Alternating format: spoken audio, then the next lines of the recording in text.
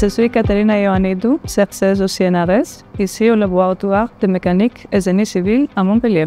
Ce qui m'a poussé à faire des recherches, c'est la curiosité de comprendre comment les choses fonctionnent.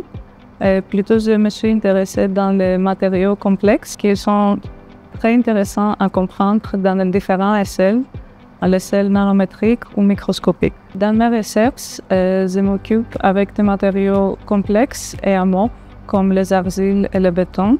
Ils sont des matériaux qu'on utilise beaucoup dans la vie quotidienne, par exemple dans la construction. Ça m'intéresse beaucoup comment ces matériaux se forment, parce que, comme je dis, ils sont des matériaux amorphes, alors ils s'évoluent toujours, et c'est très important pour la durabilité. Je suis intéressée dans les aspects fondamentaux, dans les échelles très petites, comme les échelles nanométriques ou microscopiques. Et j'utilise des modélisations et des expérimentations pour comprendre mieux ces matériaux. Dans ma recherche, je modélise des matériaux poreux et amorphes, comme les argiles et le béton, dans les différentes échelles. Et ils présentent des microstructures complexes et hétérogènes que c'est difficile à prédire, mais qui dictent en grande partie de leurs propriétés mécaniques. Une meilleure connaissance de ce phénomène permet de prédire leurs propriétés et les combiner dans de nouveaux composites avec de nouvelles fonctionnalités. Je travaille également sur le carbone poreux pour le combiner avec le ciment pour faire des composites électroconductifs.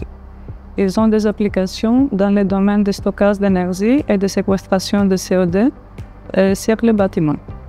Mes sujets sont normalement plus destinés aux ingénieurs, mais j'aime les défis qui représentent les matériaux ainsi complexes et la compréhension de leurs principes fondamentaux grâce à l'issue de l'approche de la physique statistique.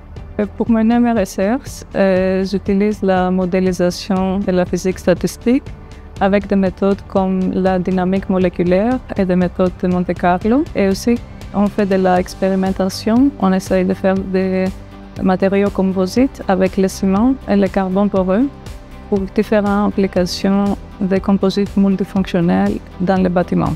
Alors, les raisons pour étudier des matériaux comme l'argile et le ciment, c'est parce qu'on utilise au quotidien beaucoup. Le ciment, c'est le matériau qu'on utilise le plus pour la construction. Chaque année, 4 milliards de tonnes de ciment sont produits. Et avec ça, il y a un issue environnemental. Un tonne de ciment, il dégage un tonne de CO2. Alors, il y a beaucoup de questions environnementales qu'on veut comprendre et amener des solutions. L'argile peut être un matériau, une alternative. Alors, je suis dans l'équipe physique et mécanique des milieux divisés. Je travaille aussi avec l'Institut européen de membrane et l'Institut Saint-Gérard ici à Montpellier. On essaie de combiner des approches de la physique, de la chimie et de la mécanique pour mieux comprendre les matériaux qu'on a étudiés. On a aussi des collaborations internationales avec l'Université de Georgetown aux États-Unis et avec le MIT aux États-Unis. Souvent, on a des projets industriels avec des industries du ciment carrément.